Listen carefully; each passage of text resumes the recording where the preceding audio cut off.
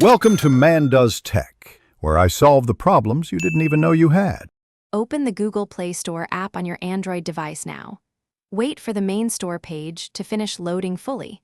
Tap your round profile icon in the top right corner of the screen. The profile menu will slide down with multiple options. Scroll and tap settings from the visible menu list. Take a breath and prepare to access the general preferences for clearing search or storage data. In Settings, look for the General section and open it now. Then choose Account and Device Preferences to reveal related options. Scroll until you find Clear Device Search History listed as an action.